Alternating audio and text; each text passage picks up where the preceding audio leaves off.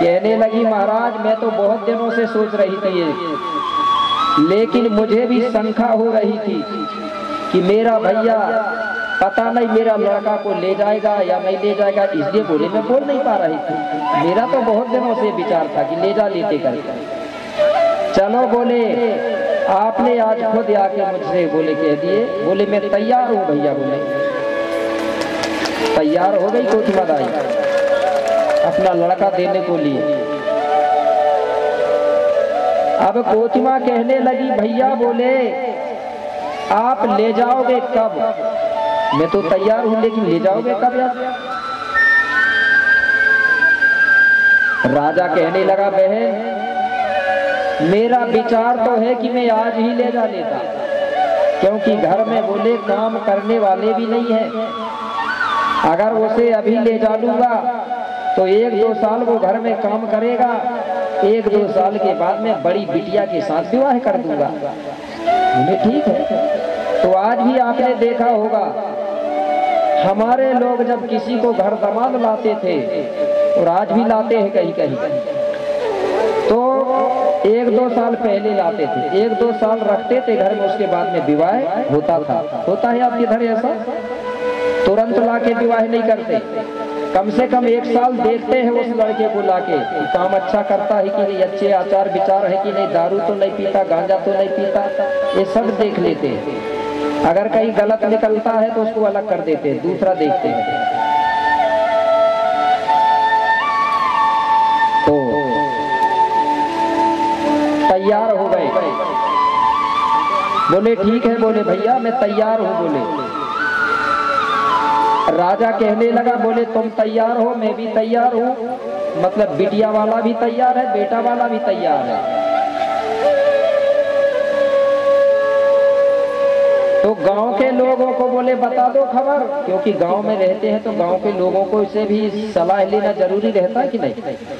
अब गांव के लोगों को बुलाया गया, गांव के लोग इकट्ठे हुए और पूछे भूरा भगत से, बोले हाँ, बोले किस लिए बुलाएगा? भूरा भगत कोठीमा ने सब सारा समाचार सुनाया। तो गांव के लोग कहने लगे कि तुम बोले तैयार हो बेटा बेटी वाले, तो बोले हम भी तैयार हैं, तैयार हो गए।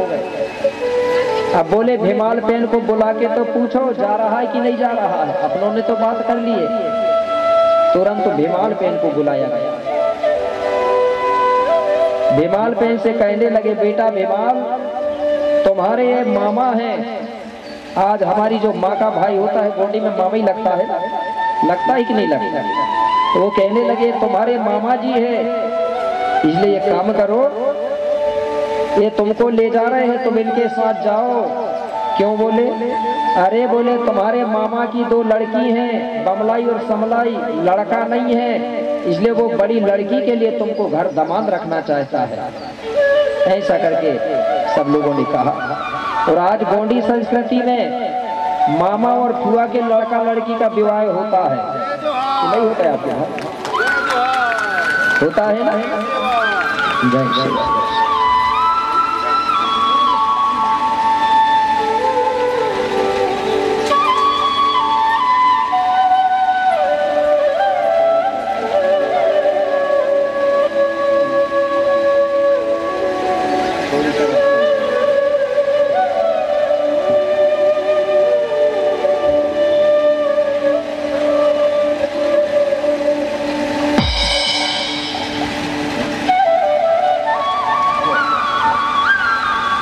तो मैं आपको बता दूं गोंडी संस्कृति में मामा फुआ के लड़का लड़की का विवाह होता है। इसलिए मैं एक दिन बोल रहा था ना, कुछ लोगों को लगता है गलत, मैं आपको बता दूं इस चीज को नहीं जानते इसलिए लगता है। गोंडी धर्मी लोग हिंदू धर्म के हिंदू नहीं कहलाते, गोंड हिंदू नहीं होते। मैं अकेला नहीं कह रहा हूँ, ये फैसला सुप्रीम कोर्ट से भी फैसला हो चुका है, हो चुका है। ये हिंदू कब बने? 1947 के बाद। उसके पहले आप लोग विचार करो, जब हिंदू शब्द नहीं था तो हिंदू पहले हम लोग क्या रहे होंगे, है ना विचार? और 1947 के पहले 4 वेद 18 5 66 9 ग्रंथ पढ़ने का अधिकार सिर्फ ब्राह्मणों को था, SC ST OBC के लोगों को नहीं था। उस समय नहीं पढ़ने देते थे। अगर पढ़ते थे तो जिभ्या काट दिया जाता था। अगर उनकी बातों को सुनते थे SC ST OBC के लोग तो कान में शीशा पिघला के डाल दिया जाता था। ये मुझे मालूम है, ठीक है ना।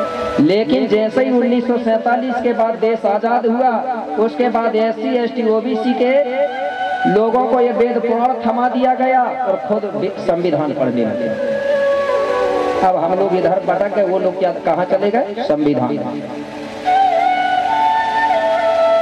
जबकि हमको भी ये संविधान को पढ़ना चाहिए था कि नहीं पढ़ना चाहिए? पढ़ते हैं मेरे भाई। कोई भी लड़ाई झगड़ा केस कानून कुछ भी हो जाए तो आप बताइए वेद पुराण काम में आएगा कि संविधान आएगा? हाथ उठा के बताओ। तो किस चीज को पढ़ना चाहिए? किस किस के घर में जरा हाथ उठाना। हाँ, अच्छे से अध्ययन करना, ठीक है ना। ये सब में काम पड़ेगा। ये भारत देश वेद पुराण से नहीं चलता, भारत देश संविधान से चलता है। एक संविधान होना चाहिए सबके पास, और एक हमारी कोया फोनेम संस्कृति रीति रिवाज को जानने के लिए वो होना चाहिए। क्यों? अगर हम संस्कृति भूल जाएंगे, हमारी गोंडी जाति खत्म हो जाएगी, तो हमको संविधान में भी आरक्षण नहीं मिलेगा। इसलिए सबसे पहले जड़ को बचाना पड़ेगा। गोंडी संस्कृति में मामा फुआ के बेटा बेटी विवाह करते हैं और हिंदू धर्म में भाई बहन लगते हैं। अंतर हुआ कि नहीं हुआ? तो आप बताइए, आप गोंड होगा हिंदू हो, जो हिंदू होगा वो भाई बहन बनाता होगा। और हिंदू धर्म में लड़की का कन्यादान किया जाता है, करते हैं ना सर कन्यादान। और गोंडी धर्म में दान नहीं होती कन्या, लेकिन हमारे लोग भूल गए हैं तो कहीं दान कर रहे हैं। क्या बोलते हैं? जब बेटा बेटी का रिश्ता होता है तो बेटी वाला बाप बोलता है और लड़का वाला कहता है कि मैंने बेटी दिया और बेटा पाया बोलता है। और बेटा दी और बेटी पाया एक दूसरे को पाते हैं। गोदी में सोचते हैं ना राजा साहब, दान नहीं बोलते ना हमारे पुरखा लोग, दान नहीं करते हमारी लड़की। बहुत अंतर है। और यहाँ ये चल रहा है, समझने की बात है। किसी भी हालत में बहुत बड़ा अंदर से कूटनीति चाल चली जा रही है कि किसी भी हालत में SC ST OBC गोंड लोगों को हिंदू बनाया जाए और हिंदू राष्ट्र बनाया जाए। ये चल रहा है। फ्री में भी लोग आएंगे, लालच दे के आपको हिंदू बनाया जाएगा। अगर आप मजबूत रहोगे तो ठीक है, और अगर कच्चे रहे लोग लालच में पड़ गए ना तो आप हिंदू बन जाओगे। हिंदू बनेगा तो हिंदू राष्ट्र होगा, और हिंदू राष्ट्र जब बनेगा तो मनुस्मृति लागू होगी। मनुस्मृति जानते हैं? ये मनु राजा ने संविधान बनाया है। मनुस्मृति जब लागू होगी तो SC ST OBC के लोगों को फिर से शिक्षा से दूर कर दिया जाएगा। और सब लोग कह रहे हैं हिंदू राष्ट्र बनना चाहिए। अब इसमें फायदा है कि हानि है? बताइए। तीनों समाज के लोगों को हानि है।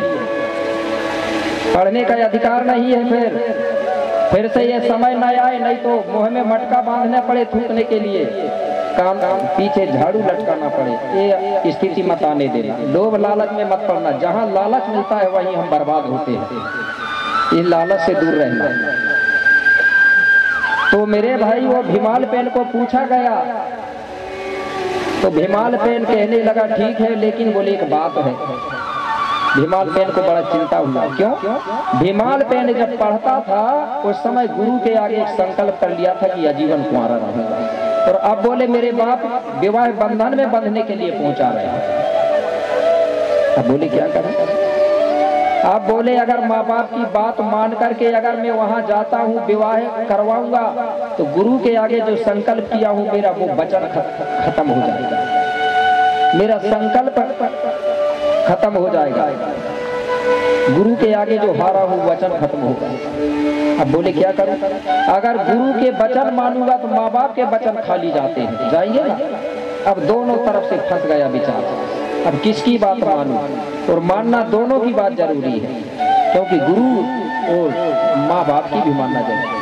अब बोले अभी तो पिताजी की बात मान लेना चाहिए, अभी चला जाना चाहिए, जब वहां जाके फिर देखा जाएगा जो भी होगा, अभी माँ बाप की बात मान लो। भीमालपेन बाबा कहने लगा ठीक है, बोले मैं जाने के लिए तैयार हूं। अब जाने के लिए तैयार हो गया और सब गांव के माता पिता उसको अब विदा दे रहे हैं।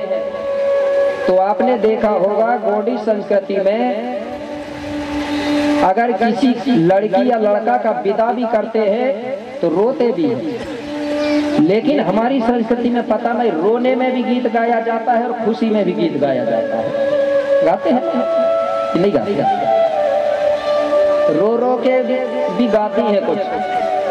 तो वहाँ एक गीत गाया गया भीमालपेन के विदा में। तो हमारी गीत की इतनी पहचान होती थी कि इधर गीत चलता है, अगर कोई दूर से सुनता था तो गीत सुन के समझ जाता था कि वहाँ काम कौन सा चल रहा है, गीत से पहचान हो जाती थी। और अब के गीत ऐसे चल रहे हैं कि पता नहीं क्या हो रहा, पता ही नहीं चलता, पहचान होती थी गीत से। तो कैसे गीत गाया गया, एक गीत गा के बता रहा हूँ। तो जो भीमालपेन है वो 7 देवधारियों का लड़का है, विषमबाला का, ठीक है ना, विषमबाला। यहाँ जितने भी समगोत्र वाले बैठे हुए, समदेव वाले, समदेव मतलब 4 वाले, 6 वाले, तो वो हाथ उठा लें जरा। 7 वालों के विपक्ष वाले कम है, चलो ठीक है। मेरा मतलब ये है कि जो 6 देवधारियों की लड़की थी, 6 वाले ले जा रहे हैं लड़का। तो जब हमारी संस्कृति में जब लड़का को ले जाएं या लड़की को ले जाएं, जब तक गांव में एक मुकद्दम पटेल होता था, मुकद्दम बोलते थे ना, तो सबसे पहले ले जाने वाले उसके घर में नाच गाना करते थे, तब विदा देते थे, सम्मान मानते थे नाच का। तो ये समझ जाओ हम 7 वाले हैं, तो भीमालपेन हमारा क्या कहलाया, लड़का। 6 वाले ले जा रहे हैं, तो जब तक 6 वाले नाचेंगे नहीं तब तक हम भी विदा नहीं देंगे, ठीक है भाई।